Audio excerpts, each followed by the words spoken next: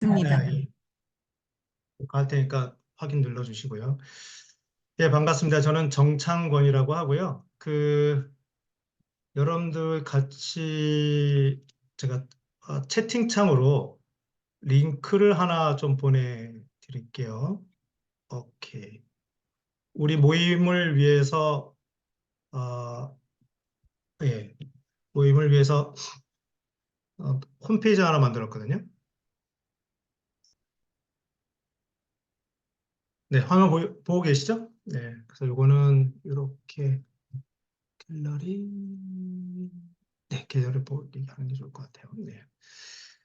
자, 화면 잘 보이시죠? 공유된 화면, 그죠? 네. 그래서 ESG와 세상을 읽는 시스템 법칙이라는 책에 대한 북클럽으로 쭉 제가 해놨고요. 제가 그때 제 소개를 한다고 해놓고 이제 이 홈페이지 먼저 보여드렸는데 이 홈페이지가 제 홈페이지예요. 그래서 상단에 보시면 정창권 프로파일이 있습니다. 그래서 그거 클릭하시면 어떤 사람이다, 제가 뭘 연구했고, 어떤 이력이 있고, 뭐 그런 얘기를 좀 보고 계실 거예요. 그래서 아까 한숙희 소장님이 말씀하신 것처럼 맨 위에다가 시스템사와 결혼한 사람이라고 이렇게 떠들고 다닙니다. 제 스스로를. 뭐 그러고 있고요.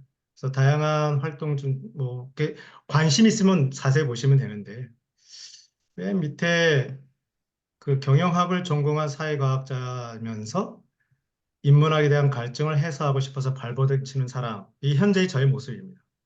이제 왜 그런지도 우리 북클럽 몇 차례에 걸쳐서 이제 얘기 나온 중에 왜 이런 얘기까지 제가 하게 됐는지를 같이 나눌 수 있는 기회가 있을지 모르겠어요. 그런 사람이다 생각해 주시면 되겠고요. 그래서 다시 홈페이지로 들어와서 네. 그래서 관심 있으신 분은 뭐 저에 대해서 좀 그러니까 강사 소개가 제일 재미없잖아요. 네, 관심 있으시면 보시고. 일단 이게 오늘 그쵸? 네, 어떡하죠? 네, 그래서 예, 그래서 목차를 클릭하면 해당 내용으로 넘어갑니다. 그래서 필요하시면 글로 넘어가시면 되고요. 일단 볼까요? 책 선정 이유, 예, 그래서 뭐 블라블라 되어 있고 아마 이미 공지가 되어 있으니까 뭐그 참고하시면 되고 일단 저한테 무지무지 영향을 많이 줬던 책이고, 네, 그래서 이런 자를 갖게 된다고 하니 제가 버선발로 환영의 인사를 좀 드리고 싶은 마음이 있는 거고요. 그래서 다행히 이 책이 큰 카테고리로 세 개가 나눠져 있더라고요. 그래서 그래 좀 힘들겠지만 1시간 반 안에 한 회차씩 이렇게 해나가면 되지 않을까? 그런 생각이 좀 들었고, 그래서 오늘 이제 1회차 주요 내용을 제가 나름대로 굵직굵직한 내용을 좀 언급해 놨어요. 이게 오늘 저희의 학습 목표입니다. 여기까지 하는 게, 예, 뭐, 내용이고, 제가 질문도 좀 드리긴 했죠. 사실, 질문을 좀 만들어 달라고 하셔서, 오히려 잘 됐다. 그 질문 내용을 중심으로 화두를 좀 끌고 가면 되지 않겠나. 그런 생각이 좀 들기도 했었어요. 그래서, 아이고, 제가 반응이 좀 느리다 보니까, 예, 오케이, 네. 예, 공유된 화면으로 같이 보셔도 되겠네요. 네. 일단 제가 준비한 화두, 질문 한번 보면 일단 어, 여러분들은 어떨지 모르지만 이 저자는 무지무지 엄청난 유명한 사람이고 세계적인 대가예요. 그런데 안타깝게도 아마 50대에 가장 활발히 활동할 시기에 요절을 했거든요. 풍토병에 걸려서. 그래서 안타까운 마음에 여러 사람들이 좀 기리고 하고 있는데 굉장히 사실은 되게 방대한 내용을 와, 어떻게 이렇게 핵심을 다루고 어떻게 이렇게 쉽게 써내려 갔지라고 저는 감탄합니다. 근데 처음 접하신 분들은 아마 좀 뭐가 더 중요한지는 좀 감이 없으실 수도 있어서 좀 죄송스럽게도 이 저자한테는 죄송스럽게도 저의 해석이 좀 나름 가미가 된 핵심 개념을 나름대로 정리한 거예요. 여기 보니까 욕조 모델이 좀 나옵니다. 그래서 세상을 욕조로 해석하는 켄 웰버 책도 다루시면서 세상을 해석하는 프레임도 배우시고 막 그러셨을 텐데, 뭐 저한테는 이런 프레임이에요. 말하자면. 네. 그래서 아마 머리에 스팀이 막 쥐가 나실 수도 있어요. 네. 하여튼간 뭐 저런 중요한 개념입니다. 저희 동네에서는 욕조 모델이라고 얘기를 해요. 예. 그런 얘기도 했고요. 뭐 챗GPT 도움도 받으셔도 되고 어쩌도 되겠죠. 네. 그래서 오늘 우리가 다뤄보고 싶은 주제, 그 욕조 모델이 그렇게 중요하다는데 그거를 내 관심 분야 또는 비즈니스에 로 재해석한다면 어떻게 될 수 있을까? 그냥 호기심을 가지시고, 그러니까 처음부터 잘 되지는 않을 거예요. 괜찮아요. 근데 참고로 오늘도 자 이런 개념을 이제 고등학교 학생들한테 강의하고 끝나고 어딘가에 가서 하기에는 너무 늦어서 모텔에 들어와서 하고 있거든요. 그러니까 초등학생도 할 수 있고요. 네, 중학생도 할 수 있고요. 네, 고등학생도 할 수 있습니다. 제가 그런 거를 강의하러 다니는 사람이에요. 그래서 할 수 있습니다. 그러니까 할 수가 있으니까 호기심만 가지시고 욕조 모델이라는 것을 내 비즈니스, 내 관심사에 내가 몸담고 있는 세계에 어떻게 접목할 수 있을까? 그냥 호기심을 가지시면 좀 좋을 것 같고요. 두 번째로 제가 꼽은 중요한 개념이 피드백입니다. 코치에서도 피드백 많이 하시잖아요. 근데 저희 동네에서는 달라요. 아, 그러니까 원인과 결과, 인과관계, 즉 영향이 한 바퀴 돌아와서 뒤통수 때리는 거예요. 되먹임 현상입니다. 그러니까 뭐 숙제 검사해서 되돌려 주거나 뭐 코칭 과정에서 피드백하는 것도 뭐 피드백을 할 수 있겠지만 일단 물질 세계에서 우리 세계에서는 영향이 돌고 돌고 돌아서 다시 돌아오는 것을 의미합니다. 그러다 보니까 사실은 동양 사람들, 특히 우리나라 사람들한테 되게 익숙할 수 있는 개념이에요. 윤회사상, 뭐 이런 이야기. 네. 게다가 한 발 더 들어가면 음양 철학하고 그렇게 어울릴 수가 없어요. 하여튼간 이 책에서요. 단 하나의 개념을 꼽으라 하면 피드백입니다. 그만큼 피드백이란 개념을 언급하는 내용이 있으면 살짝 긴장하셔서 유심히 좀 봐주시면 도움이 좀 되실 거예요. 그래서 그런 피드백을 내 비즈니스에서 찾을 수 있다면 또는 내 삶에서 찾을 수 있다면 뭐가 있을까? 많아요. 많아요. 네. 영향관계가 돌고 돌고 하는 거죠. 예를 들어서 예, 이렇게 해볼까요? 네.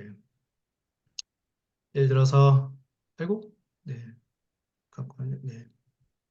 이 정도에서 이해하면 예. 제 얼굴 잘 보이시죠? 네. 자, 이게 컵이 있습니다. 그 다음에 물컵이 있고요. 자, 물컵에 물을 따르면, 제가 기울이면 물이 흘러 들어가고, 그 다음에 물잔에 물은 차오릅니다. 자, 여러분, 피드백인가요? 아닌가요? 피드백일까요? 이 영향을 주고받나요? 아니요. 그죠? 근데 이것마저도 피드백이라는 거거든요. 이게 피드백이 아니라면, 자, 기울여서 물에 물을 채웁니다. 영향 관계가 일방향이죠. 그렇죠? 일방향으로 끝나면 이 결과는 어떻게 되겠어요? 물이 차고 넘쳐요. 근데 우리는 물이 차오르고 있다라는 정보를 입력해서 내가 다시 교정합니다. 그렇죠? 다시 이 뭐 물병이라든가 그러니까 이 주전자 같은 거를 다시 기울여서 차고 넘치지 않도록 조정하죠. 예, 이 피드백이에요. 이것마저도.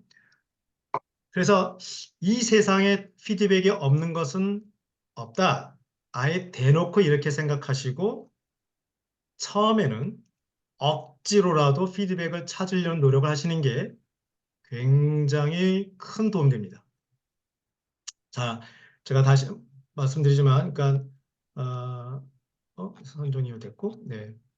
자, 우리 학습 목표 얘기하고 있는 중이죠. 네. 그래서 두 번째가 이제 피드백이다. 피드백이 굉장히 중요한 개념이고, 정창권 말에 의하면, 예, 정창권이라는 사람의 말에 의하면 도처에 피드백이 있더라. 근데 우리가 잘 모르고 있을 뿐이다. 뭐 이거죠. 이거 가지고 두세 시간 강의합니다. 자, 세 번째로 제가 지금도 다 처음 듣는 개념인데, 오버슛이라는 개념을 또 갖고 왔어요. 이 시스템 사고, 시스템 다이내믹스 이 학문은 철저하게 의사결정에 도움이 되기 위해서 개발됐어요. 태생 자체가. 이게 코치도 마찬가지고 뭐 어떤 거 안 그러겠습니까만은 MIT 경영대학교에서 MIT 경영대학원에서 개발되어서 CEO들, 의사결정자한테 도움이 되도록 만들다 보니까 이 구조가 말이지 경영자한테만 해당되는 게 아니네. 모두한테 해당이 되네 하면서 도시개발, 도시에 대한 분석도 하고 더 확장해서 지구, 그래서 리미트 그로스라는 성장의 한계, 그 시스템의 범위를, 규모를 지구까지 넓혀서 연구도 했거든요. 그 저자가 이 저자입니다. 그래서 의사결정할 때 굉장히 필요한 또는 우리가 간과했던 것들을 많이 언급합니다. 그 중에 간과해서는 안 되는 현상이 바로 이제 오버슛이에요. 그래서 오버슛 하게 되면, 저것 때문에 우리가 뒤통수 맞는다. 이제 그렇게 생각해 주시면 됩니다. 그런 내용 중심으로 좀 해드릴 거고요. 그래서 그것을 위해서 쭉쭉쭉 제가 준비한 게 있습니다. 자, 먼저 책을 읽으셨던 분도 있고, 아직 책을 집중해서 잘 안 읽으신 분도 계시겠지만, 네. 책을 한번 펼쳐볼까요? 네. 그래서 좀 넘기시면서 나름대로 제가 이 책을 사실 번역본은 안 읽고 원서를 두 번 제가 필사했거든요. 그래서 어떤 거는 어, 아무래도 좀 원본에 비해서 좀 거시기 한 게 좀 없잖아 좀 있었고 또 저도 머리가 커지다 보니까 오리지널 저자도 왜 하필 이렇게 표현했을까라는 것도 좀 있어요, 사실. 네, 그래서 한번 쭉 넘기면서 보도록 하죠. 네. 자, 16페이지 좀 볼까요? 16페이지에 뭐 이런 얘기도 있는데, 저자의 글. 그래서 쭉쭉 이런 얘기 나옵니다. 넘겨보면 18페이지 볼까요? 여기서 놀라운 사실 하나 있는 거죠. 18페이지에 저자가 쓴 연도가 93년도예요. 그런데 19페이지에 보니까 둘째 줄에 19페이지 둘째 줄 보면 이 초고를 완성한 것이 93년도지만 2001년에 죽고 나서 이 책이 또 완성됐다고 그러네요. 그러니까 그 사이에 약간 PDF 파일 같은 형태로 돌고 있었던 거죠. 그런 책이구나. 그 90, 1993년도라 연도에다 동그라미 치시고 쫙 해가지고 이제 1992년도에 Beyond the Limit라는 책을 쓰게 됩니다. 제가 채팅창에 쓸게요. Beyond the Limits. 아, 저 책이 좀 약간 이 기념비적인 책이거든요. 근데 그 책 다음에 썼다는 것이 저한테 좀 새로웠고요. 나중에 또 말씀드릴 거예요. 또, 네, 제가 21쪽 볼까요? 네. 이게 넘어가도록 할게요. 이게 저한테는 하나하나 다 너무 좋은 것이어서. 음, 25페이지요. 예, 아무것도 없는 25페이지에 거기 보면 이 말이, 이 말이 처음에 이해가 안 됐어요. 한번 읽어볼게요. 어떤 공장을 완전히 무너뜨려도 그 공장을 세운 합리성을 남겨둔다면, 뭔 소리야? 그 합리성이 다시 공장을 세울 것이다. 혁명으로 정보를 무너뜨려도 그 정보를 만든 시스템 사고 패턴을 그대로 둔다면 그 사고 패턴이 계속 반복될 것이다. 시스템에 대해 이러쿵저러쿵 말은 많지만 시스템에 대한 이해는 너무나 부족하다. 그래서 합리성이라는 단어가 나오는데 사실 원서에도 rationality라는 표현이 있습니다. 근데 다르게 말하면 그 공장을 세우게 된 합리적인 이유? 그러니까 그러니까 이유들이 있을 거예요. 예. 그런 걸 얘기하거든요. 이거를 다른 얘기로 한다면 assumption이라는 표현을 좀 써야 됩니다. 제가 채팅창에서 하나 써드렸어요. 요 단어가 얼마나 중요한지를 제가 나중에 깨달았어요. assumption이라는 단어. 이게 어, 번역 뭐 사전에 보면 가정, 가설 이렇게 돼 있는데 영영 사전으로 assumption을 찾아보시면 without proof, 그러니까 증거가 없이도 당연하게 받아들이고 있는 것을 의미합니다. 당연하게 받아들이고 있는 것. 그게 영어의 첫 번째 데피니션이에요.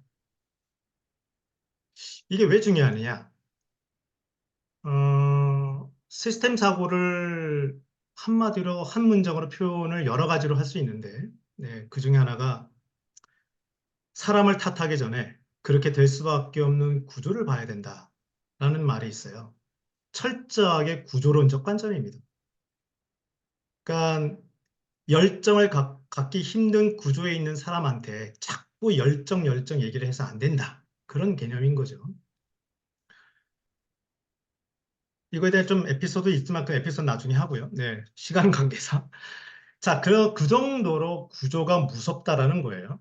철저하게 구조론적 관점입니다. 이 얘기만 하면 제가 한번 중견기업의 임원들 대상으로 얘기를 하니까 다들 너무 공감해 주시면서, 맞아. 사람을 너무 탓하지 말고 그렇게 될 수밖에는 구조를 봐야 된다. 그 말이 너무 와닿는다 하면서 그래서 우리 회사는 안 돼. 다들 그런 얘기 하시더라고요. 그래서 그 얘기를 듣고 나서 그 다음에 제가 꼬리표 하나 더 붙였어요.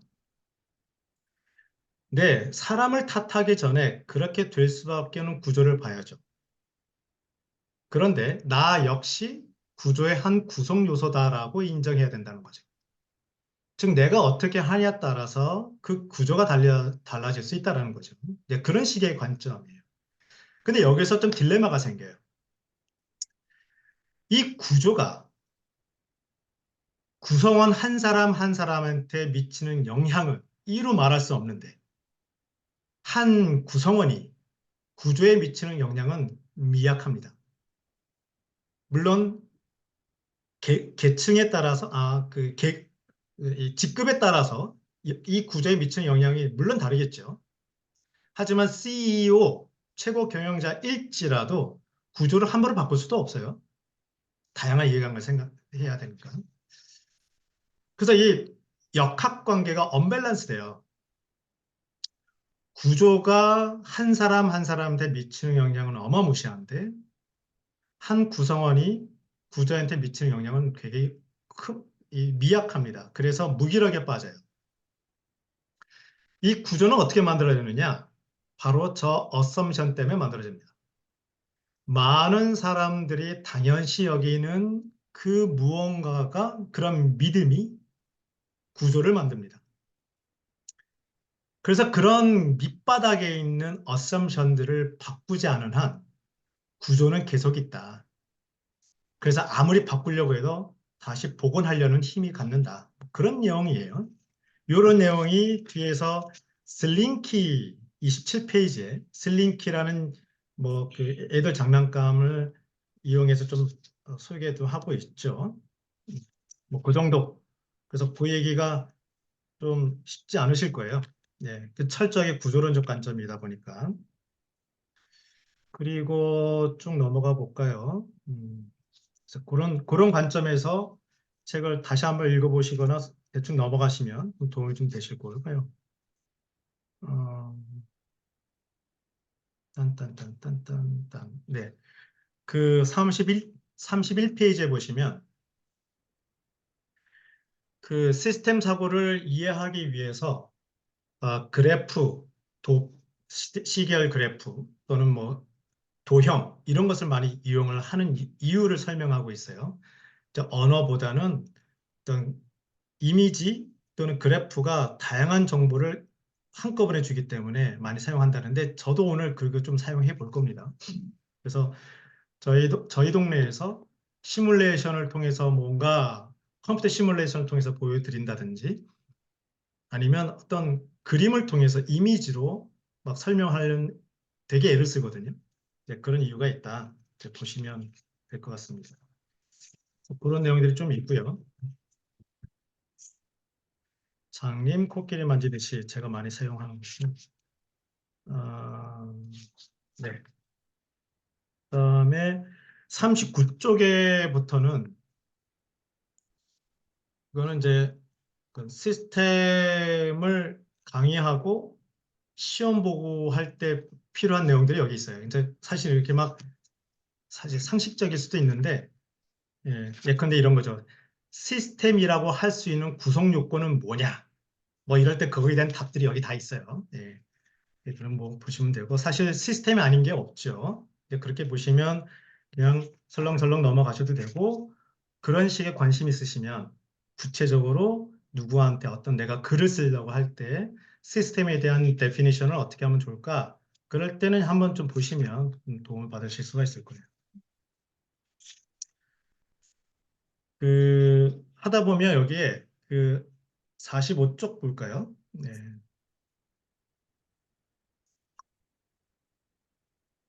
45쪽이나 44쪽이나, 예, 45쪽 맨 위에 보면, 기능과 목적, 그래서 목적이란 단어가, 이게 또 사실 저한테 처음에는 이해하기가 좀 어려운 느낌이었었어요. 갑자기 시스템 사고에서 웬 목적? 그러니까 시스템이 목적을 갖는다는 뜻이에요. 목적 지향적이라는 뜻을 갖고 있는데, 어, 말하자면 이런 개념입니다. 시스템을 내버려 두면 이렇게 흘러간다는 그런 것들이 보인다는 거거든요. 예컨대 계속 간다든지, 계속 꼬꾸라진다든지, 진자 운동처럼, 오실레이션처럼 업다운, 업다운을 반복한다든지, 또는 어떤 목표를 향해서 수렴해 간다든지, 뭐 그러한 시스템의 행태가 보인다. 그래서 그런 맥락에서의 목적이다 보시면 되고요. 사실은 큰 어려운 개념은 아닐 수 있어요. 자, 드디어 49쪽에 가면 욕조를 통해 이해하는 시스템의 기본 원리. 네, 욕조. 그래서 모든 시스템의 기초는 절양이라고 되어 있는데, 절양. 밑에 단어를 보시면 스탕이라고 되어 있어요. 그래서 이 자칫 번역하면 자꾸 이 주식 얘기가 나옵니다. 그게 아니에요. 이게 재고.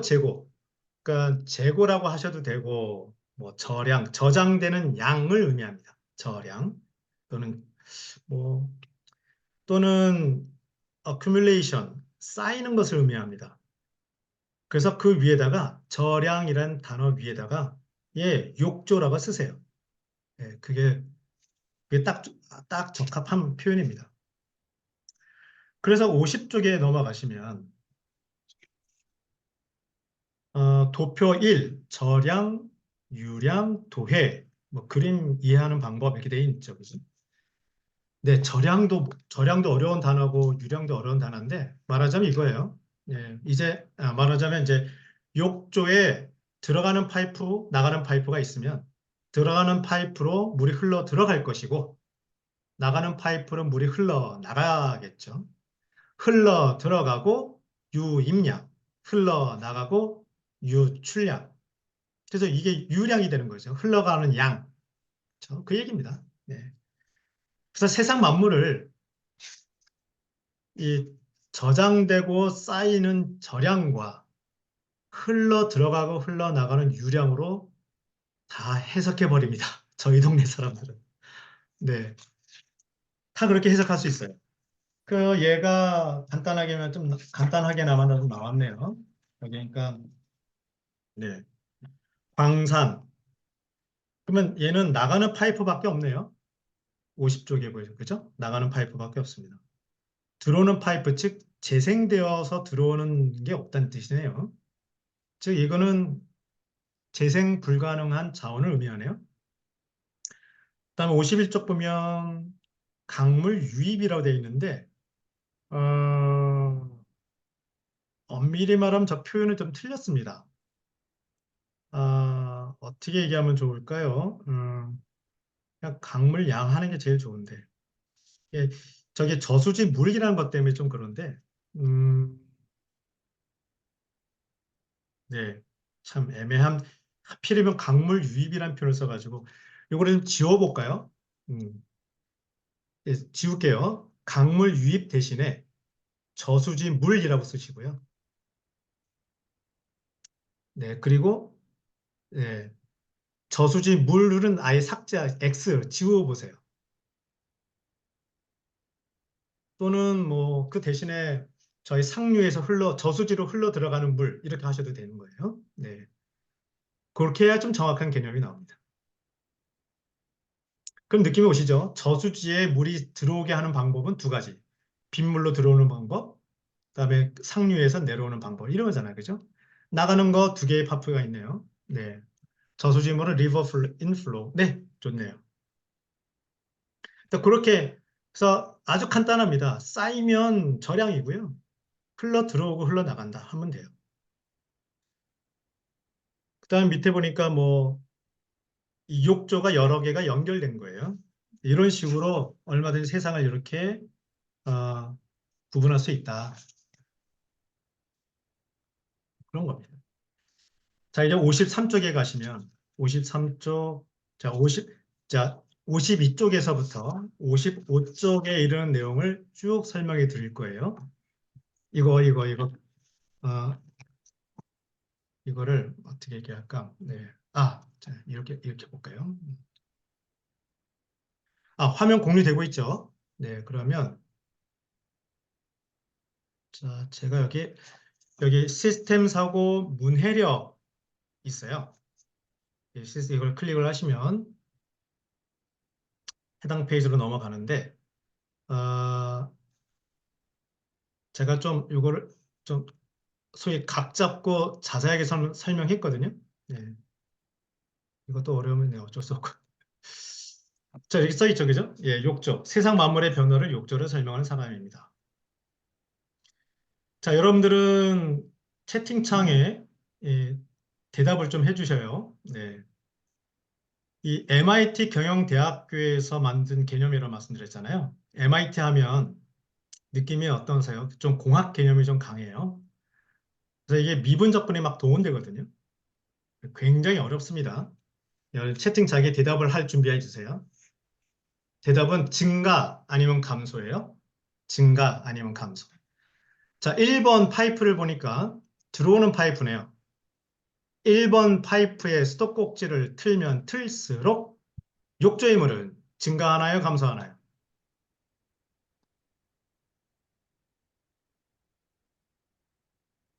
예, 다들 이렇게 어려운 개념을 어떻게 하셨습니까? 다 천재십니다. 여기 최은경 선생님은 모름이라고 하신 것은 아마 생각이 너무 많으셔. 다른 조건까지 생각하셨잖아요. 근데 제가 다른 조건 얘기 안 했어요. 그죠? 네. 그러면 최은경 선생님 다시 한번 써보시겠어요? 모든 조건이 똑같다면, 네. 1번 파이프의 수도꼭지를 틀면 틀수록 욕조의 물은 증가 감소? 그치. 잘했어요. 굉장히 어려운 개념이에요. 그죠? 네. 자, 두 번째. 자, 모든 조건이 똑같다면 2번 파이프의 수도꼭지를 틀면 틀수록 욕조의 물은 증가하나요? 감소하나요? 네, 감소하는 거죠. 그죠? 네, 좋습니다. 자, 그러면 요거를 가지고 살짝 한 번 더 응용해 볼게요. 이제는 이 욕조라는 메타포를 어떻게 적용하냐면 지구라고 생각하시고요. 지구. 욕조에 쌓여 있는 물은 뭐가 차곡차곡 쌓인단 말이에요. 이걸 이산화탄소라 생각해 봅시다. 이산화탄소. 그러면 흘러 들어오는 물은 이산화탄소 발생량이 되는 거죠. 맞나요? 흘러나간다는 뜻은 이산화탄소가 제거된다는 거죠. 어떠세요? 말 되나요? 네. 그러면 들어오는 이산화탄소를 그러니까 들어오는 물은 이산화탄소가 발생한다는 것이었어요. 말 돼요? 누구랑 얘기하는 거지? 끄떡끄떡이라도 해주세요. 네, 끄떡끄떡. 네, 좋아요. 자, 이게 어디서 꼬이게 되냐면요. 네, 잘 들어보십시오. 자, 이산화탄소 발생량. 네, 경제 개발하기 위해서 많은 나라들이 이산화탄소 발생을 하고 있습니다. 계속 그 양이 증가되고 있죠. 그러다 보니까 지구 전체의 욕조에 쌓여 있는 이산화탄소가 계속 증가하기 때문에 기후온난화를 막기 위해서 전 세계가 이산화탄소 발생량을 줄이자라는 노력을 많이 하고 있습니다. 그렇죠? 그래서 탄소세를 부과하니 뭐하니 하면서 이산화탄소 발생량을 줄이려고 하고 있습니다. 그러면 저 들어오는 모든 조건이 똑같다면 저 들어오는 수도꼭지의 양이 줄어들면 이산화탄소 발생량을 줄이면 점점 줄이면 욕조에 있는 이산화탄소는 증가하나요, 감소하나요? 증가 아니면 감소예요, 대답은. 네. 그죠? 우리 모든 사람들이 전 세계가 나서서 기업들이 나서서 그죠? 이산화탄소 발생량을 줄이는 노력을 하고 있잖아요. 그죠? 그러면 모든 조건이 똑같다면 지구라는 욕조에 있는 이산화탄소의 총량은 어떻게 되냐고요? 정답은 최은경 선생님이에요. 증가합니다. 물이 흘러 들어오고 있잖아요, 여전히. 많이 들어오다가 덜 들어오는 거죠. 하지만 이래저래 들어오잖아요. 따라서 증가는 하는데 증가되는 속도가 느릴 뿐이지, 그쵸. 여전히 총량은 증가합니다. 얘기를 한 번 더 심각하게 가볼게요. 쓰레기 종량제. 쓰레기 종량제라는 활동은 지구라는 욕조에 있는 쓰레기의 총량을, 네, 그러니까 쓰레기를 관점에서 보면 물이 흘러 들어오고, 즉 쓰레기가 발생되고, 물이 흘러나가고, 쓰레기가 제거되는 이 두 가지 활동 중에서 쓰레기 종량제는 제거되는 활동인가요? 발생하는 것을 줄이는 활동인가요? 1번, 2번. 그죠? 쓰레기 봉투에 담아서 내 눈에 사라지면 쓰레기가 사라지는 게 아니죠. 예. 귀찮고 돈 들어가고 하니까 에이 좀 덜 버려. 발생량을 줄이는 활동 아니겠어요? 자, 그러면 쓰레기 종량제 활동을 열심히 하면 할수록 쓰레기의 총량, 욕조에 쌓이는 쓰레기의 총량은 증가하나요, 감소하나요? 증가. 네, 그런 얘기가 됩니다. 그죠? 자, 그러면 쓰레기로 다시 돌아와서요. 우리의 목적은 쓰레기의 총량을 줄이는 거라면, 자, 1번은 쓰레기 발생량을 줄이는 것이요. 2번은 쓰레기 제거량을 키우는 거잖아요. 어떻게 해야 돼요?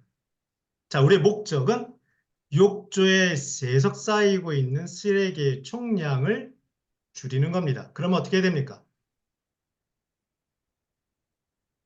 제거. 제거해야지. 틀렸어요. 임주영 선생님, 틀렸어요. 제거를 빠르게. 예. 두 가지 다 한다? 틀렸어요. 이거 제가 대면 수업하게 되면 아주 대놓고 면박을 막 줍니다. 일부러. 네. 증가량을 줄인다. 틀렸습니다.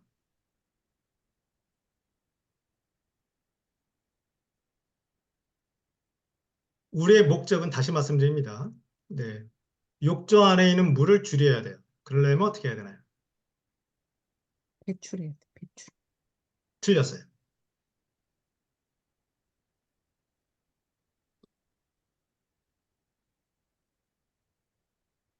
아, 맞아요. 예. 지금 채팅창 보셨나요? 네, 이제부터 이제 감이 좀 오셨어요. 들어오는 물보다 나가는 물이 더 많아야 됩니다. 즉, 두 개를 같이 놓고 보면서 상대적으로 제거가 더 많은지를 봐야 돼요. 근데 보통 한쪽만 보거든요.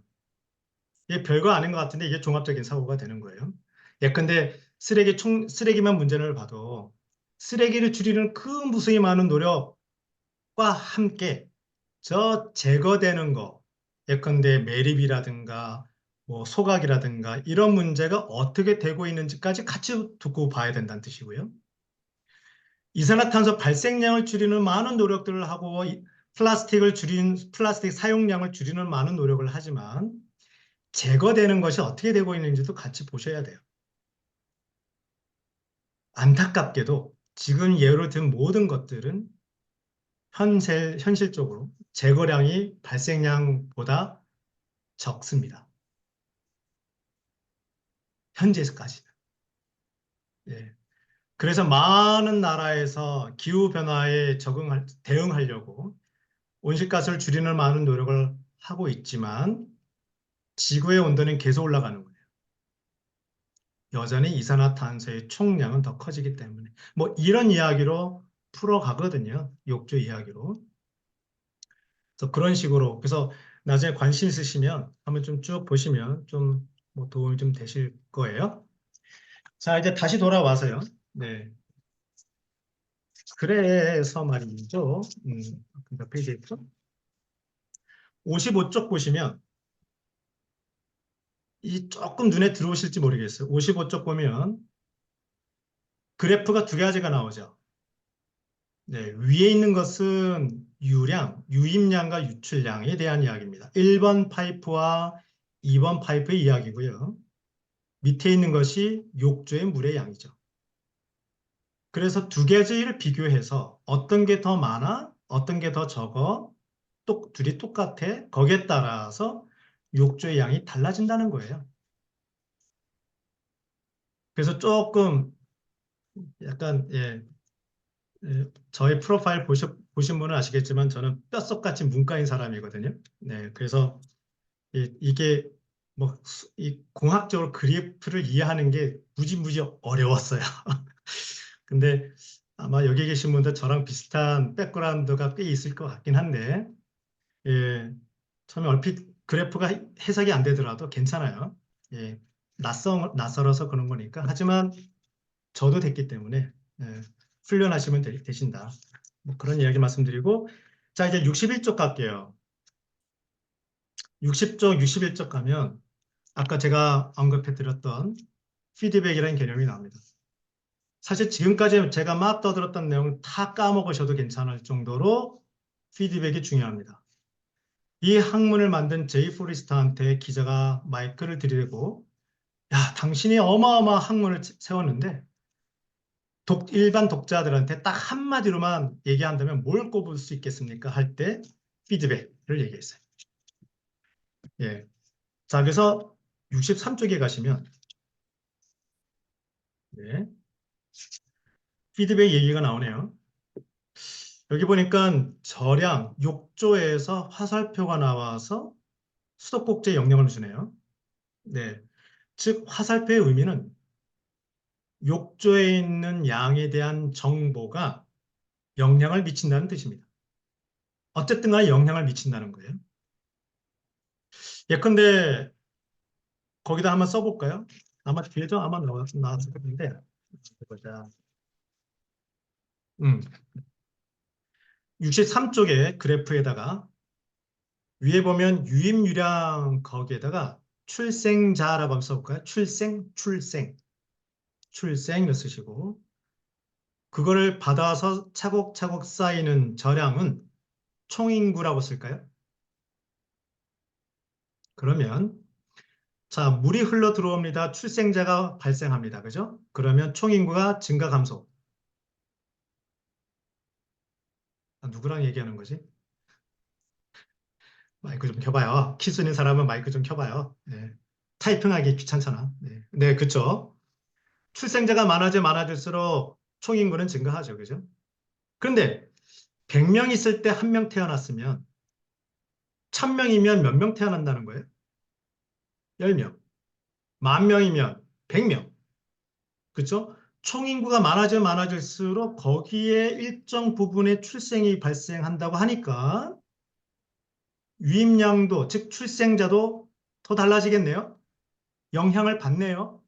네, 그렇습니다. 아주 대표적인 피드백이에요. 그럼 얘네들은 계속 증폭될 거예요. 밑에 볼까요? 밑에 보면 절량에다가 총인구라고 쓰시고 유량에다가는 사망이라고 쓸까요? 사망? 뭐 사망자? 자, 그러면 사망자가 많아질수록 욕조에서 물이 빠지죠? 예, 총인구가 줄어들어요. 빠져요. 오케이. 그런데 1000명 있을 때 10명이 죽었으면 100명 있으면 몇 명이 죽을까요? 한 명. 그러니까 총인구가 줄어들면서 일정 비율로 죽어나가는 사망자도 줄어들겠네요? 네. 그 영향을 준다는 거예요, 이게. 네, 맞습니다. 그래서 피드백이에요. 이런 식인 거예요. 자, 이것에 대한 하이라이트가, 네, 그런 식으로 보면 뭐 되는 거죠. 그리고 64쪽에 보시면 커피 얘기가 나오면서 차이라고 되어 있는데요. 음, 요 차이로 해석하는 게 굉장히 자주 쓰입니다. 오른쪽에 바람직한 에너지 수준이라고 되어 있는데, 네, 바람직한이란 말 대신에 가로치고 목표라고 한번 써보세요. 그래서 desired level 또는 target 이렇게도 표현합니다. 우리가 소위 얘기하는 그런 목표, 그거예요. 예, 그래서 다른 얘기가 아닙니다. 그냥 desired level, 바람직한 수준, 그냥 target, 그냥 다 같은 거예요. 그거와 현재 욕조에 있는 물과의 차이, 뭐가 차이가 있겠죠? 그 차이만큼 내가 어떤 액션을 한다는 거죠. 네, 이런 식으로 다시 피드백이 일어난다는 거네요. 그래서 그 얘기를 좀 더 심플하게 얘기하면 67쪽에 커피 온도가 실내 온도가 에 따라서 그러니까 차이에 따라서 커피가 식기도 하고 커피가 따뜻해지기도 하고 그렇단 얘기예요. 오른쪽에 커피 온도가 점점 따뜻해진다는 것은 상상이 잘 안 되시겠죠? 근데 처음부터 커피 온도가 되게 찼었다. 예. 뭐 아이스 아메리카노라 생각하시면 되죠. 근데 여름이에요. 네. 실내 온도가 높아요. 그러면 아이스 아메리카노의 온도도 미약하나마 조금씩 증가하겠죠. 그죠? 네. 점점 증가하고 점점 감소되는 그 메커니즘이 현재 수준을 얘기하는 욕조의 상태와 다시 말씀드릴게요. 현재 수준을 얘기하는 욕조의 상태와 바깥에서 주어지는 목표의 차이만큼만 계속 조정되는 거예요. 그 차이가 화살표로 들어가잖아요. 그죠? 네, 이런 식으로 됩니다. 뭐 이렇게 세상을 해석해요. 네. 자, 그래서 세상을 해석하는 방법에는 또 이 피드백에는 고맙게도 종류가 많지 않아요. 딱 두 가지밖에 없어요. 그래서 71페이지에 가시면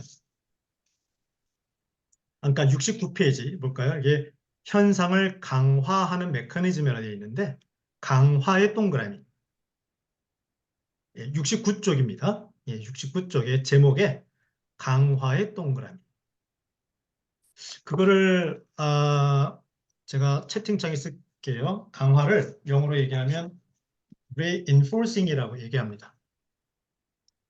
자, reinforcing.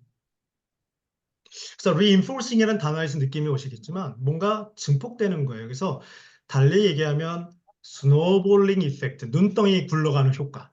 예, 뭐 이런 식으로 눈덩이 효과라고도 해요. 그러면 증가되는 것만이냐? 아닙니다. 눈덩이가 굴러가듯이 감소되는 것도 있는 거예요.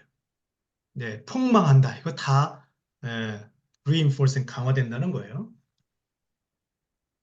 자, 그래서 대표적인 사례가 71쪽에 있네요. 이자가 붙는 예금 계좌. 네, 거기에다 빈 여백에다가 복리 시스템 쓰시면 돼요. 딱 그 얘기예요. 예, 바로 그 얘기입니다. 복리 시스템입니다. 계좌의 잔고에 따라서 들어오는 이자가 달라지네. 이거죠. 얼마만큼? 이율만큼. 그래서 밑에 보시면 이율에 따라서 점점 증폭되는 모습이 좀 다를 뿐이지 계속 증폭됩니다. 네, 그 얘기하는 거고요. 자, 그런 식의 얘기가 쭉 소개가 되고 있고요. 또 하나의 시스템이 균형을 이루는, 아까 지나갔군요. 네. 63쪽. 죄송합니다. 아까 얘기를 했는데, 일단 마무리하고 넘어가야 될 것 같아요. 63쪽에 가시면 제목에 균형을 유지하려는 메커니즘이라고 되어 있습니다. 그래서 영어 균형에 동그라미 쳐주시고, 균형을 이룬다. 그래서 밸런싱 피드백이라고도 표현합니다. 그런데 이게 좀 묘합니다. 자, 밸런싱 피드백이란 또 다른 표현은 튀지 않게 통제한다는 뜻입니다. 균형이라는 말은 그거예요, 사실은. 그래서 컨트롤링 피드백이라고 해요. 컨트롤링. 그래서 같이 써주시겠어요? 밸런싱 슬래시 컨트롤링. 균형 슬래시 통제. 질문 드리겠습니다. 지금 제가 피드백에는 두 종류밖에 없다고 그랬어요. 고맙게도. 뭔가 계속 증폭되는 강화 피드백이 하나, 또 하나는 뭔가 욕조에 물이 넘치지 않도록, 그죠? 뭔가 조절하고 어쩌고 하는, 네, 균형을 이루는 통제되는 피드백이라고 했습니다. 어떤 게 좋은 건가요? 밸런싱이 좋을 것 같아요. 네, 밸런싱. 네. 다른 분은? 상황에 따라 다르다. 네. 여러분, 이게 전형적으로 엄마가 좋아, 아빠가 좋아 질문입니다. 네. 자, 여기서 여러분 일단 저한테 하나 오늘 한번 배워보시죠. 제 화면 크게 보이시죠? 아닌가요? 제가 저를 화면 좀 크게 띄워보세요, 각자. 네. 그래서 저를 따라서 한번 해보세요. 손가락을 세우셔서. 네. 자, 손가락을 세우셔서 머리 위로 올리시고요. 자, 이 손가락을 쳐다보면서 천정을 바라보세요. 그래서 이 천정에 시계가 있다 생각하시고 손가락을 천장에 있는 시계를 따라서 시계 방향으로 돌려보세요. 시계 방향. 12시, 3시, 6시, 9시, 12시. 그쵸? 자, 시계 방향으로 돌립니다. 근데 이 시계가 지면과 수평으로 내려옵니다. 그럼 손도 내려와야 되겠죠? 예, 시계 방향, 시계 방향. 예, 김경숙 선생님이 시계 방향 돌려야지. 돌려야지, 김경숙 선생님. 예, 돌려야지, 시계 방향으로. 이마 높이, 이마 높이, 이마 높이. 자, 코 높이, 코 높이. 자, 턱 밑까지 내려갈까요? 자, 내려다 보세요. 무슨 방향인가요? 반시계 꽤 방향. 반대 방향. 반시계 방향. 그죠? 다시 해볼까요? 정신 바짝 차리시고. 우리 김경숙 선생님처럼 돌리면 안 돼요. 이렇게 돌리면 안 되고, 예, 이거를 직각으로 세워서, 예, 지면과 수평으로 돌리셔야 돼요. 예, 시계 방향, 시계 방향. 지면과 수평으로 서서히 내려오셔야 돼요. 그래서 턱 밑까지 내려가셔서 내려다 보니까 무슨 방향? 안식의 방향. 안시계 방향. 이게 항상 안 되시는 분들이 한두 명 꼭 계시거든요. 여전히 시계 방향인데 하시는 분들이 계시는데, 제가 이렇게 붙잡고 이렇게 교정해 드릴 수 없어서 아무튼 나중에 해보세요. 자, 여기서 중요한 시사점 하나 알려드릴게요. 이 책에서도 곳곳에 그런 얘기가 있긴 한데, 시스템은 죄가 없습니다. 시스템은 가치 중립적입니다. 써보시겠어요? 네. 시스템은 가치 중립.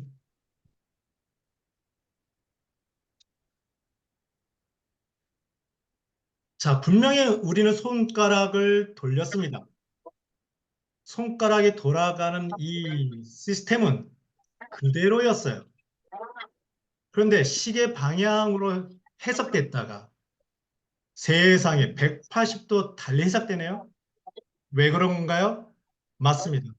관점의 차이, 관점에 따라서. 그죠? 음. 그럼 이 얘기를 살짝 리프레이징, 바꿔서 보세요. 음. 음. 시스템은 그대로인데 얼마든지 달리 해석될 수 있다는 거예요. 음. 이거를 저는 이렇게 강조합니다. 인정해야, 인정해라. 얼마든지 달리 해석될 수 있다 이거예요. 사람의 입장에 따라서, 보는 관점에 따라서, 왜냐하면 처지가 다 다르니까요. 관점이 다르면 해석이 달라지고요. 해석이 달라지면 행동이 달라집니다. 그 행동이 달라지면 그 행동 때문에 관점이 더 강화됩니다. 그래서 이것도 또 다른 강화 피드백처럼 계속 자기의 관점이 굳어지게 되어 있어요. 자, 이게 저는 이제 시스템 사고도 시스템 사고지만 급변하는 사회에서는 네, 이 말씀 좀 드려볼게요. 네, 이 변화에 있어서 변화 자체가 문제는 아닙니다. 변화의 속도가 저는 중요하다고 보거든요. 변화의 속도가 느리면 적응할 수 있습니다. 그렇지 않나요? 그리고 진화가 그런 식으로 되어 있죠. 그런데 변화의 속도가 빠르면 요즘같이 말이에요. 코로나 시절을 우리 다 겪었어요. 엄청난 변화가 갑자기 생겼고요. 인공지능의 챗GPT 뭐니 하면서 엄청난 속도, 뭐 자다 일어나면 굉장히 또 달라지고 있죠. 네. 기후변화라든가 이런 것들 과거에 그럴 줄 몰랐는데 지금 막 엄청나게 변화가 많아지고 있습니다. 자, 변화의 속도가 빨라질 때는 어디까지 포기하지 말아야 할지, 어디부터는 포기해야 할지를 사회적으로 합의하게 됩니다. 정답이 없습니다. 다시 말씀드릴게요. 변화의 속도가 빨라질 때는 어디까지 우리가 포함시킬 것인지를 말하자면 어디까지 노화의 방주에 태울지를 사회적으로 합의하게 돼요. 근데 이게 정답이 없습니다. 코로나 때 우린 경험했어요. 경제가 중요합니까? 공동체 안위가 더 중요합니까? 등등 그죠? 나라마다 달라졌습니다. 그만큼 이 시스템을 바라보는 태도는 다 달라요. 그걸 인정해야 돼요. 그래서 제가 환경운동 하시는 분들, 또 환경교육 할 때 꼭 이런 얘기합니다. 환경운동, 환경에 대한 여러 가지 활동들을 절대로 윤리적으로 접근하지 마세요. 이렇게. 윤리적으로 접근한다는 뜻은 이렇게 저렇게 저런 취지로 이렇게 하는 건데 이렇게 좋은 건 너는 왜 안 해? 라고 하는 순간 나는 좋은 사람, 그렇게 못하는 너는 나쁜 사람이 되는 거죠. 근데 화력발전소를 예를 들어 볼까요? 네, 기후변화를 생각하면 화력발전소 없어져야 되고 그런 추세에 있습니다. 근데 그것을 밀어붙이식으로 윤리적으로 접근해 버리면 세상에 한때 산업 역군이었는데 어느 순간 역적이 되는 거잖아요. 거기에 종사자라든가 거기에 있는 가족들은 어떤 그 심정을 이해해 보셔야 되겠죠. 시스템은 굉장히 얼기설기로 굉장히 복잡하게 연결되어 있기 때문에 이해관계가 복잡할 수밖에 없습니다. 그래서 다른 관점이 있을 수 있다는 것을 인정하고 대화를 해야 돼요. 여기서 딜레마가 생깁니다. 시간이 걸려요. 과거에 우리는 빨리빨리 통해서 고속 성장을 했던 그 경험이 있어서 빠른 문제 해결을 우리는 중요시 여겼고 덕목이라 생각했어요. 이제 딱 그게 걸리는 거예요. 빨리 해결하려고 하면 할수록 시스템은 더 요동칩니다. 그래서 저희 동네에서 제가 지금 말한 것을 이렇게 표현하거든요. 제가 채팅창에 써볼게요. The more you push the system, the more the system pushes back. 채팅창 보셔요. 네. 시스템에 뭔가 문제가 있으니까 빨리 교정하려고, 빨리 문제 해결하려고 푸시하는 순간 더 이 반발이, 작용과 반전이 더 커진다는 거죠. 특히 요즘같이 복잡성의 시대에서는 이게 더 커집니다. 그래서 머리를 맞대고 얘기를 해야 되는데 시간이 걸려요. 이게 딜레마죠. 근데 우리 민족한테는 시간이 걸려도 대화로 해결하는 전통이 있었어요. 그래서 그 전통을 다시 살리면 됩니다. 우리 여기 계신 코치님들께서 그걸 좀 해주셨으면 좋겠는데, 이 전통의 가장 유명한 사람이 세종대왕. 세종대왕의 예, 경연이라는 시스템을 들어보셨나 모르겠어요. 경연이라 하면 왕과 신하가 맞짱 뜨는 거예요. 이 고려 시대 때부터 있었다 하더라고요. 정말 우리 세종대왕은 이것을 징하게 하셨어요. 예, 그 조세제도 하나 바꿀 때 신하들이 항상 전하 아니되옵니다 하니까 알았다 알았다 네 얘기 한번 들어볼게. 아 그래? 알았어. 그러면 너의 이 말대로 요 작은 지역에서 한번 실험해보고 그 결과를 보자. 결과가 나왔어요. 이제 됐지? 하자. 전하 아니되 왜 또 이래죠? 아 그래 너는 나름대로 이유가 있겠구나. 한번 더 그것도 한번 실험해보자. 세상의 왕인데 이렇게 해서 한 몇 년을 걸려서 조세제도를 만들었다고 하더라고요. 근데 그 조세제도가 조선 말까지 갔다는 얘기를 들었어요. 그러니까 이것이 우리의 전통이라는 거죠, 사실은. 아무튼 이 결국 우리가 시스템 사고, 시스템을 배우는 것은 우리가 원하는 방향으로 시스템을 재구성하려고 하는 거 아니겠어요? 그럴 때 제가 손을 돌려서 해드렸던 요 액션, 요 시사점 꼭 잊지 말아 주셔요. 시스템은 가치 중립적이다. 강화 피드백이 좋습니까? 균형 피드백이 좋습니까? 상황에 따라 다르지. 바보 아니야? 뭐 이런 식으로 얘기하시면 돼요. 네. 자, 돌아와서요. 자, 이제 드디어 넘어가고 다양한 시스템의 유형이 나오는데요. 76쪽 넘어왔습니다. 자, 요 대목에서 이제 드디어 네. 이제 PC나 노트북 통해서 좀 더 재밌게 좀 놀아볼까 싶어요. 음, 네, 다시 제가 만든 교환을 살펴보도록 하겠습니다.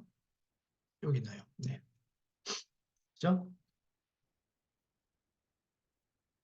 자, 먼저 아마 한 번쯤 들어보셨을 거예요. 시스템적 사고. 최소한 여러분들은 저랑 인연을 맺었기 때문에 여기에 계신 분들이 다른 데 가서 와, 정창건 교수의 시스템적 사고 좋았다 하면 제가 짜증을 확 낼 거예요. 다릅니다. 한 글자 차이인데 달라요. 다 좋은 얘기입니다. 먼저 영어 표현도 달라요. 시스템적 사고, 네, 체계적 사고를 의미합니다. 예, 좋은 얘기예요. 그러면 시스템 사고는 뭐냐? 시스템에 대한 사고입니다. 도대체 이놈의 시스템 안에서 어떤 것들이 서로 상호작용하는 거야? 그 상호작용을 저희 동네에서는 피드백이라고 표현하네요. 그래서 그 결과로 어떤 변화가 일어나는 거야. 이걸 바라보는 게 시스템 사고예요. 느낌이 아시겠죠? 다릅니다. 자, 시스템 사고에서는 저런 관점을 중요시 여깁니다. 이런 이야기들이 이 책에 곳곳에 스며져 있어요. 작동 원리 사고, 피드백 사고, 비선형 사고, 동태적 사고, 뭐 이런데요. 먼저, 그래. 이런 관점이 굉장히 좀 달라요. 다른 학문에 비해서. 많이 다릅니다. 네, 네, 많이 달라요. 그래서 통계적 사고랑 많은 면에서 대척점을 이뤄요. 그 같이 가는 것도 물론 있고요. 네. 아까 제가 이게 시스템 사고, 시스템 다이내믹스 이 학문은 MIT 경영대학교에서 경영자의 의사결정에 도움을 되기 위해서 만들었다 말씀드렸어요. 시작은 그렇게 됐다 보니까 의사결정에 도움이 된다? 바로 이런 것 때문에 그래요. 의사결정을 하다 보니 까만 바탕에 있는 글자 카운터 인투이티브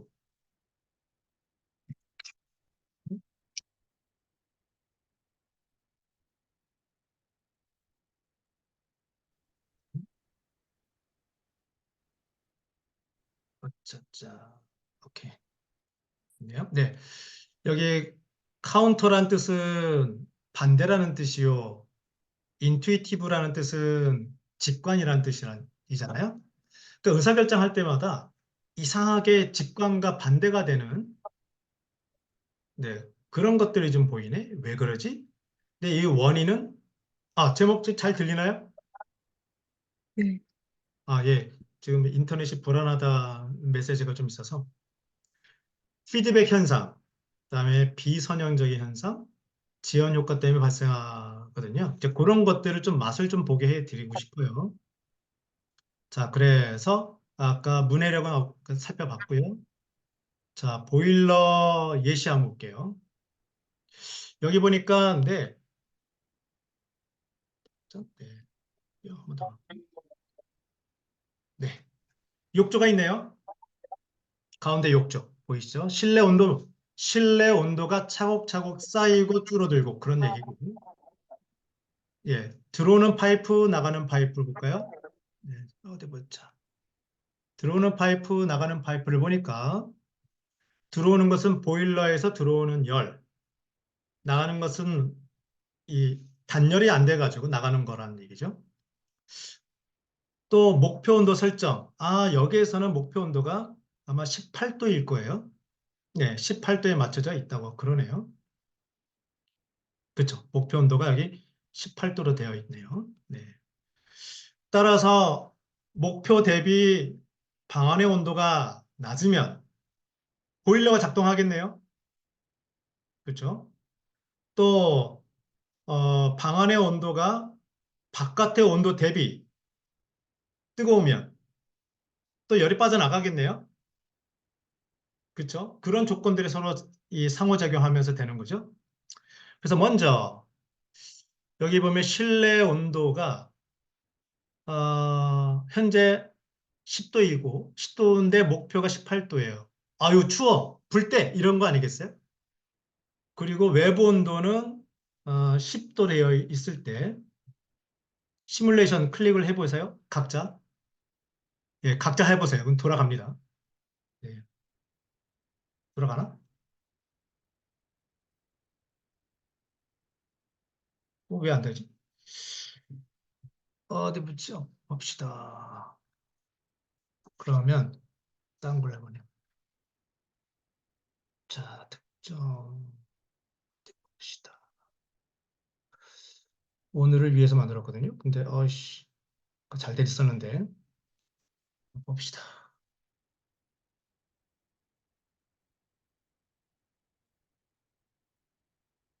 네.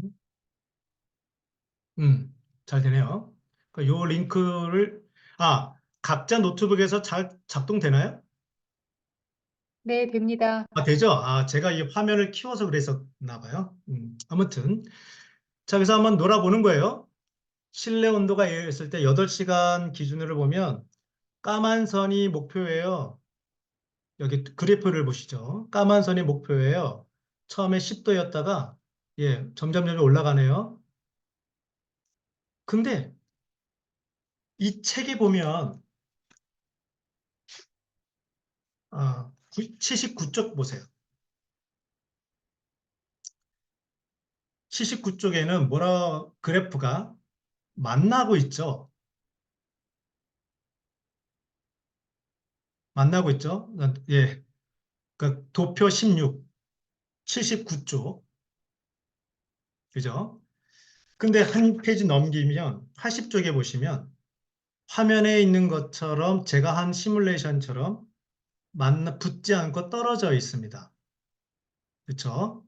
자, 그래서 그 설명이 좀 이 책에 조금 부족하게 되어 있어요. 원서도 그렇고. 그래서 79쪽에 그래프에다가 이렇게 한번 써보시겠어요?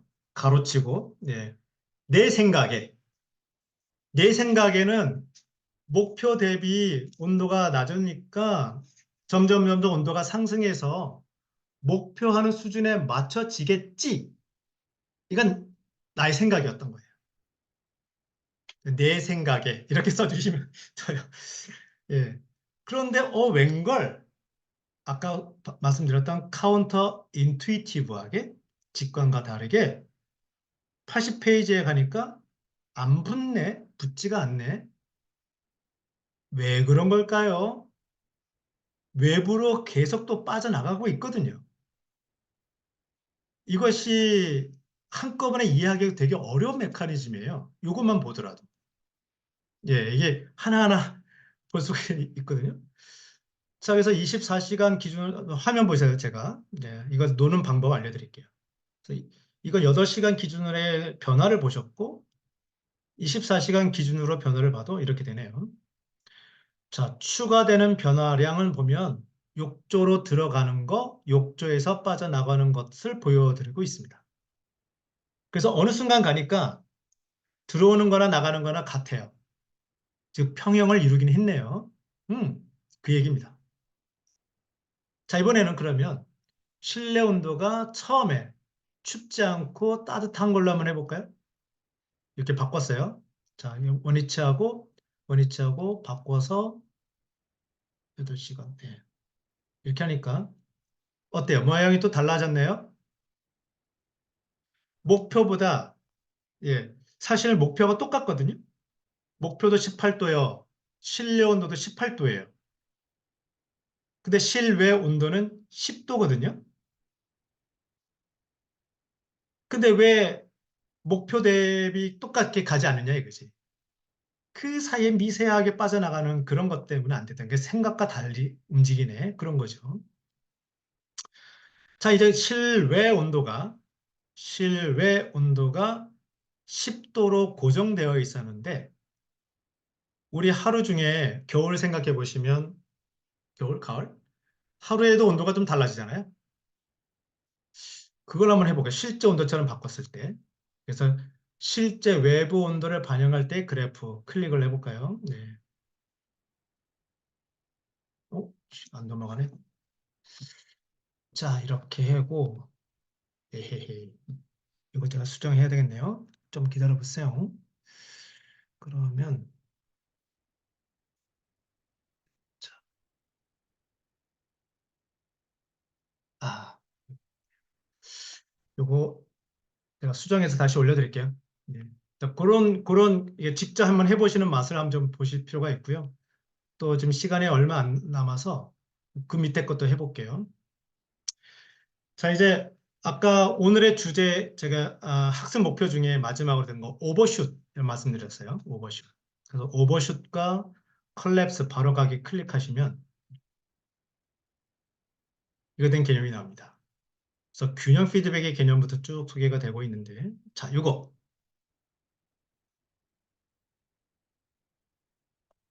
짠,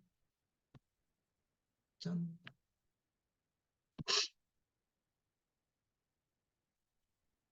저 갭 차이가 나왔네요. 네. 목표가 있고 현재 상황, 목표하고 현재하고 차이가 크면 클수록 갭은 커지겠죠. 자, 이 갭이 커진다는 뜻은 저희 동네에서는 해결해야 할 문제가 커지고 있다고 보는 거죠. 뭐, 그쵸. 왜 안 그러겠습니까? 그래서 그거를 해결하려고 교정 행동. 저 교정 행동은 말하자면 해결 행동, 해결하는 노력이라고 보시면 돼요. 거기에 따라서 실제 상황도 달라지는 거예요. 그래서 이렇게 하게다 보면 실제 상황이 어디 보자. 네. 이런 식으로 목표를 향해서 수렴하게 됩니다.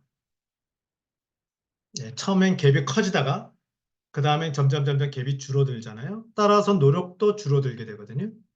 자, 저런 식으로 하게 됩니다. 근데 문제는 밑에 거예요. 그래서 교정하는 이 밸런스 피드백의 특징인데 이걸 아이고 이게 지연 표시거든요. 짝대기 두 개가. 이 표현 방법 뭐 플러스가 뭐니 짝대기 두 개니 뭐니는 아까 시스템 사고 문해력 편에 보시면 나오는데 네 괜찮습니다. 네 직관적으로도 한번 보셔요. 네, 어떤 거냐 목표와 현실과의 차이가 커서 이걸 해결하려고 노력했어요. 노력했는데 세상에 노력한 만큼 바로바로 현실에 반영되는 게 그렇게 맞나요? 지연이 있어요. 예, 지연이 있어요. 근데 문제는 이 지연되면 나는 어떻게 생각하냐면 노력을 했는데도 불구하고 상황은 달라지지 않다고 생각하기 때문에 여전히 문제는 해결되지 않았고 여전히 예전과 같고 따라서 여전히 똑같은 노력을 해야 된다는 생각을 하게 됩니다. 그 결과 교정 행동이 어떻게 될 것인가? 한번 좀 볼게요. 자, 네, 이걸 보시면 될 것 같아요. 짠짠짠, next. 이거 볼까요? 뿅, 백.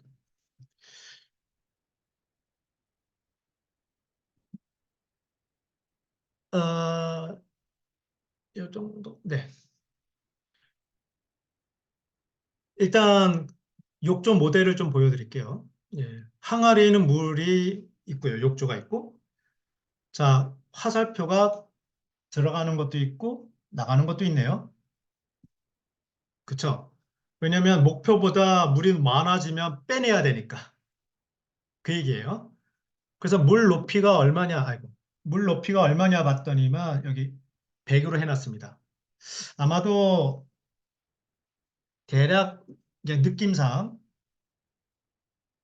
요 정도 목표가 있다 생각해 보시면 돼요. 처음엔 이 항아리에 아무것도 없었는데 목표는 있고, 자, 거기에 따라서 채워 넣어야죠. 그런데 지연이 있어요. 물이 차오르는데 차오르는 정보를 누군가 열심히 달려와서 저한테 알려준다는 거예요. 약간 그런 느낌. 따라서 누가 알려주기 전까지는 나는 예전 정보를 가지고 아이고야 문제다. 많이 비어있네. 빨리 채워야지. 라고 행동한다는 거죠. 이해되시나요? 정보의 지연이에요. 그랬을 때 어떤 일이 벌어지냐 이거죠. 그래서 넥스트 눌러서 한번 보죠. 네. 그래서 여기에 리셋 버튼 누르셔도 좋고요. 네. 그게 리셋 버튼 눌러보세요. 네. 눌러보시고 다음에 뭐 재밌게 하려면 적당히 슬로우 하셔서 플레이 버튼 누르면 여기에는 까만색은 실제 항아리의 물 높이고요. 빨간색이 내가 하는 교정 행동이에요. 뭔가 출렁출렁 되고 있어 보이죠? 그죠? 자, 이게 분홍색 점선이 바로 목표입니다. 그러면 요 시점에서 볼게요. 자, 제가 이렇게 하면 밑에 숫자들이 바뀝니다. 요 시점을 볼까요? 요 시점. 시점은 0.375 초예요. 지금 보시나요? 지금 여기에, 아이고, 요게 숫자들이 좀 막 바뀌어요. 네. 자, 요 시점에서 보면, 자, 대답해 주실래요? 시간은 0.375 수준이고요. 나는, 아, 물 높이를 얼마로 알고 있는 건가요?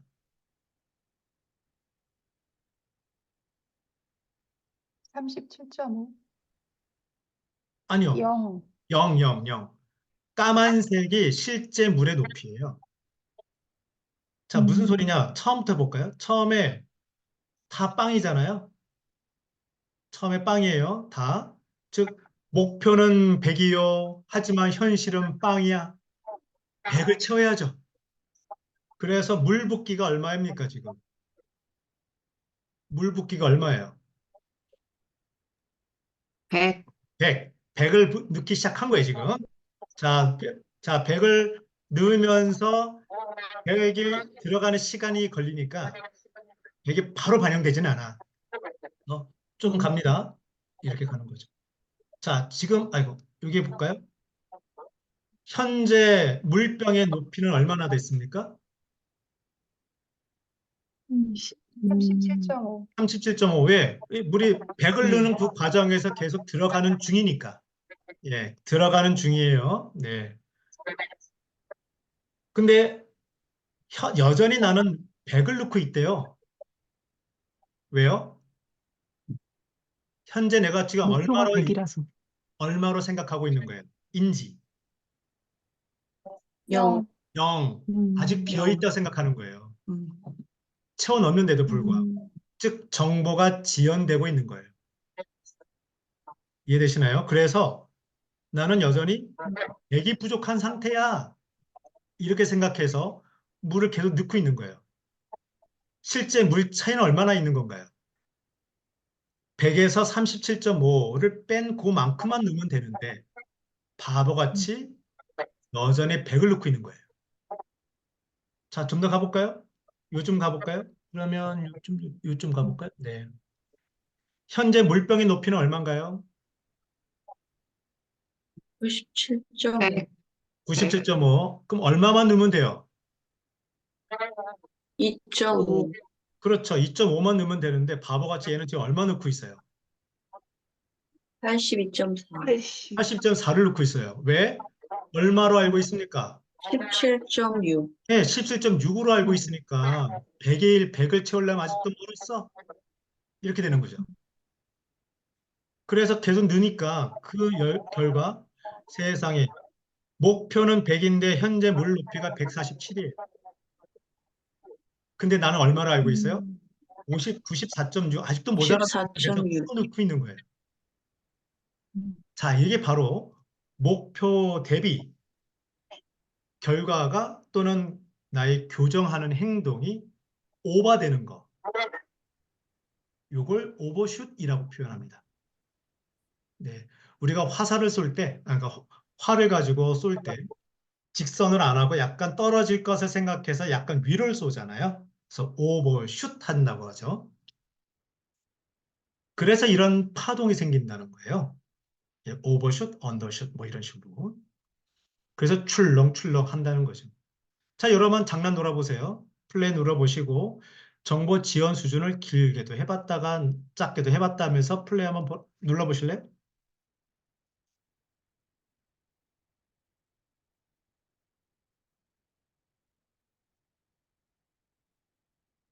어떤가요? 아니, 예, 직접 하시라고. 예. 동시에 하더라도 이거 안 터져요. 네.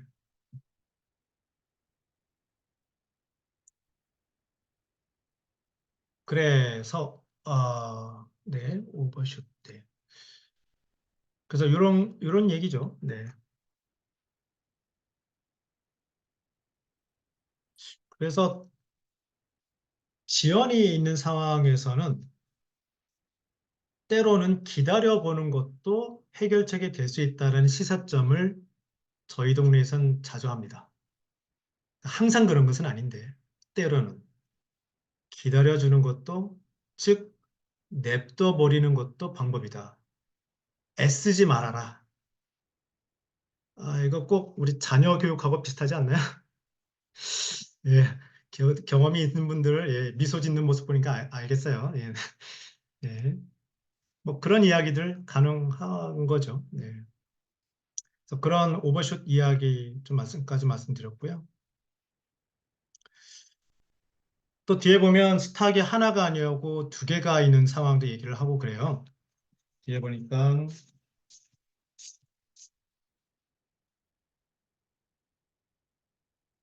온도 조절기 어디 보자. 온도 조절기. 네. 뒤에 쭉 가면 사실 여기 있는 모델의 맨 뒤에 가면 수식이 다 있어서 그 모델을 직접 조금 이 모델링을 조금 아는 사람은 할 수는 있는데 그럼에도 불구하고 이 수식이 충분하지는 않아서 사실은 이건 그냥 그림으로 이해할 수밖에 없는 상황이긴 해요. 그래서 제가 최대한 반영하려고 애를 쓰지만 뭐 다른 걸로 좀 보여드리긴 할 거예요. 그래서 114쪽 보시면 이제는 스탁이 하나가 아니라 두 개가 서로 상호작용하고 있는 걸 보고 있어요. 저쪽 스탁이 이쪽 스탁하고, 즉 이쪽 절양하고 연결되는 거죠. 그렇게 연결되어서 나타나는 변화를 이야기하는 학문이 시스템 사고이고요.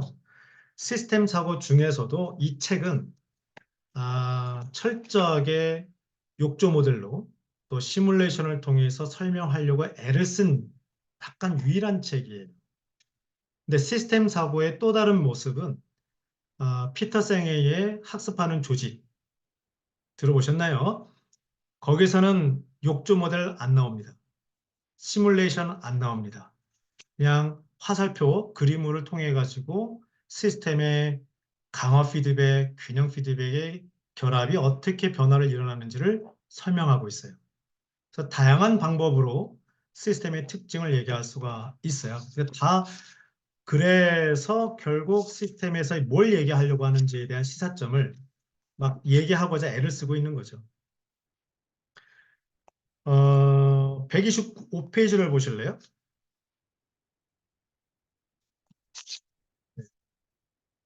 125페이지의 그래프들이나 또는 127페이지의 그래프 또는 128페이지의 그래프를 보세요. 자, 먼저 맨 끝에서부터 볼까요? 128페이지를 보시겠어요? 거기 보면 어획률, 즉 우리가 물고기를 잡은 양이죠. 그다음에 자본의 절약 있고 자원 절약이 있고 그러네요. 네. 자본 투자. 네. 자본의 절약, 즉 뭐 배가 어쩌고 저쩌고 그런 거고 자원은 물고기를 얘기하는 거죠. 되게 끔찍한 스토리입니다. 128페이지 이야기는요. 자, 먼저 맨 위에 있는 그래프는 쭉 치솟다가 겁나게 가파르게 올라가다가 갑자기 꼬꾸라지잖아요. 왜 이런 일이 벌어지냐 이거예요. 근데 그 밑에를 보시면 C, 자원, 즉 물고기의 총 개체수가 어떻게 변하는지를 보세요. 많이 잡아가니까 물고기도 줄어들긴 하는데 급격하게 바로 줄어들지는 않았어요. 처음엔 느슨하게 완만하게 줄어듭니다. 이게 특징이에요. 묘하게도. 그래서 별 문제 없겠거니에서 계속 잡은 거죠. 어획량이 계속 커진 거죠. 근데 자원의 C를 보시면 어느 순간부터는 급격하게 훅 꺼집니다. 이게 공유주의 비극이에요. 현재 전 세계적으로 아주 유사한 사례들이 비일비재해 발생하고 있습니다. 그러면 어떻게 할 것이냐? 그에 대한 다양한 시나리오가 앞에 소개되고 있는 거예요. 127조. 우리가 어떻게에 따라서 이런저런 시나리오가 가능하다. 125조. 우리가 어떻게 하냐에 따라서 이런저런 시나리오가 가능하다. 결국 시뮬레이션을 하는 이유는 현실이 이걸 예언하는 게 아닙니다. 몇 년도에 이런 일이 꼭 벌어져 일기예보처럼 하는 것이 아니라 안 봐도 비디오 이런 상태로 가다 보면 이런 일들이 벌어질 가능성이 높아. 그래서 지금 잘하자란 뜻이에요. 결국은 학습으로 돌아옵니다. 그런 얘기를 하려고 하는 것이 이게 시스템 사고거든요. 그러니까 시스템 사고는 다른 어떤 세계관보다도 굉장히 계량화에 좀 강해요. 그리고 시각화에 강해요. 그래서 말로만 떠드는 게 아니라 말하자면 실제로 이렇게 될 거라는 것을 뭐 시뮬레이션을 통해서 보여주든 아니면 이미지화된 그림으로 보여주든 그렇게 해서 좀 커뮤니케이션 하기 위해 아주 참 좋은 툴입니다. 바로 요 때문에 바로 그 커뮤니케이션 능력, 이 커뮤니케이션의 굉장히 효과적이고 효율적인 그런 특성 때문에 우리 한숙기 소장님께서 이 코칭에서는 시스템 사고가 참 중요하다고 늘 강조하신 이유인 거죠. 네. 자, 그거만 말씀 좀 드리고 싶었고요. 네. 그래서 그런 오버슛 이야기 좀 소개해 드렸죠. 네. 마지막으로 최근에 이런 제가 만든 거 하나 좀 보여드릴게요. 돼지 파동과 관련된 건데요. 예, 시간이 좀 다 됐지만 네, 볼게요. 이렇게도 할 수 있구나. 그냥 맛만 보여드리는 겁니다. 저는 뭐 이런 거 주리장창 하는 사람인데, 예, 돼지 고기 재고가 있고, 재고에 들어오는 물은 고기를 생산하는 거고, 고기를 생산하기 위해서는 도축을 해야 되겠네요. 또 돼지가 소모되는 것은 어디에서 영향을 받냐면, 인구당 돼지고기 소비량, 뭐 이렇게 영향을 받는 것들이 쭉 연결되어 있네요. 자, 그래서 시뮬레이션 돌려보면, 네, 어디 있어? 네. 지금 상황에서는 돼지고기의 재고가 되게 안정적으로 유지되고 있는 상황입니다. 아주 태평성대인 거죠. 아주 안정적이고 예측 가능하고. 그런데 도축량을 75만 두를 했는데 그게 아니라 한 75만 두에서 6개월 차에 이게 몇 개월? 그렇죠. 6개월 차에 딱 한 번만 6천 두를 더 추가로 도축했을 때 어떤 일이 벌어지냐 이거죠. 어디 보자.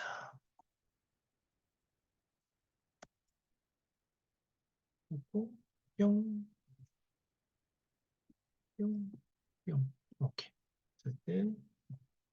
딱 한 번만 했는데 이런 일들이 벌어지네요. 네. 여기서 딱 한 번만 했는데. 근데 사실 월 도축량을 보니, 네. 월 도축량을 보니까 금방 끝나요. 네. 사실 어떤 시스템하고 또 연결될 수 있냐면, 왼쪽에는 도축용 돼지가 사육되고 있는 거고, 그것을 도축한 겁니다. 그래서 다른 욕조가 서로 연결된 거죠. 그래서 여기서 보신 것처럼 딱 한 번만 튀었는데, 딱 한 번만 증가했을 뿐인데, 돼지고기의 재고는 이렇게 출렁출렁 되더라. 뭐 이런 이야기들 좀 많이 합니다. 자, 그래서 오늘 제가 준비한 것은 이 정도까지 하고요. 조금 시간 전 낼 테니까 뭐 괜찮으시면 좀 남으셔서 저랑 수다를 떠셔도 되고, 다만 먼저 가실 분들은 제 홈페이지에 맨 밑에 내려오시면 소감 나누기가 있어요. 그래서 뭐 질문이라든가 소감 이런 것 좀 갖다 남겨주시면 다음 주 우리가 만날 때 제가 또 반영도 하고 어떤 소감을 남기셨는지 또 같이 이야기 좀 나눴으면 좋겠고요. 또 이 책을 제가 과거에 낭독회 한 바가 있습니다. 한 줄 한 줄 읽어나갔거든요. 그래서 2022년 9월 4일부터 1년은 약간 못 미쳤네요. 네. 그 기록 내용이 여기 클릭하시면 나와요. 그래서 참고하시면 조금 부족하지만, 그러니까 제가 오늘 여러분과 나눈 내용들이 좀 많이 부족하더라도 이런저런 자료를 통해서 좀 종합적인 풍성한 좀 사고를 할 수 있는 제가 자료를 마련했다고 자부합니다. 네. 그래서 공부하고 싶으신 분들한테는 예, 이 시간이 부족하다라는 핑계를 못 대도록 제가 자료를 준비했으니까 공부하고 싶은 분 공부하셔도 좋겠습니다. 자, 일단 오늘 여기까지 할까요? 예, 수고하셨고요. 제가 일단 뭐지? 네. 녹화는 중지를 할 거고 이야기를 좀 더 나누고 공식적으로 끝났으니까